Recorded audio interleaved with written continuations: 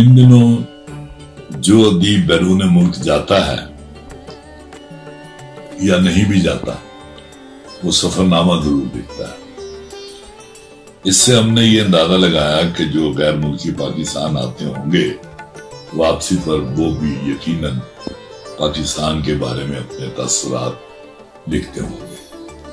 चुनाचे एक गैर मुल्की सयाह का सफरनामा मैंने चुराया है, उसके कुछ हिस्से मैं आपकी नजर करता हूँ।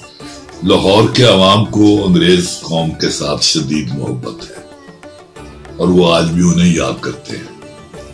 मेरे लिए ये बात खासी बाइस हैरत थी, क्योंकि अंग्रेजों ने 150 बरस तक यहाँ के लोगों को गुलाम बनाए रखा और उन पर सख्त मजालिम दबा रखे, लेकिन इसके बावजूद लोग उन्हें बहुत याद करते हैं।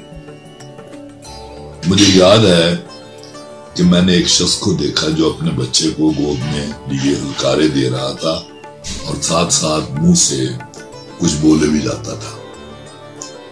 मैं जानना चाहता था कि यहाँ लोग अपने बच्चों को बहलाने के लिए उनके साथ किस किस्म की गुफ्तगू करते हैं।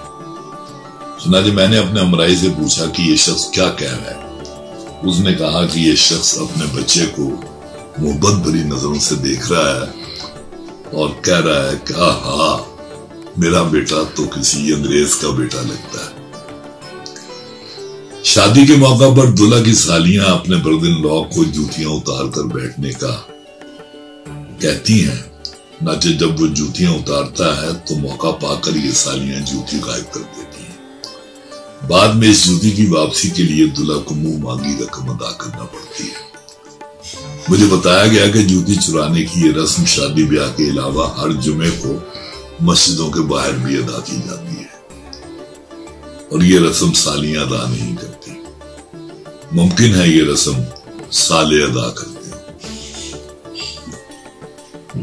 लाहौर के बैंकों में कैश की वसूली के दो तरीके हैं, एक चेक देकर, दूसरा कैशियर को पिस्तौल दिखाकर।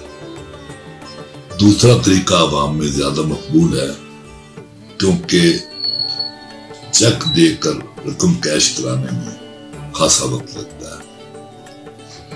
यहां कजन का रिश्ता मुझे बहुत उलझा हुआ महसूस हुआ।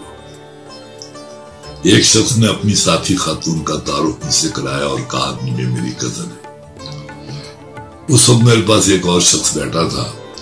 उसने मेरे कान में कहा, पिछले साल ये मेरी कजन थी।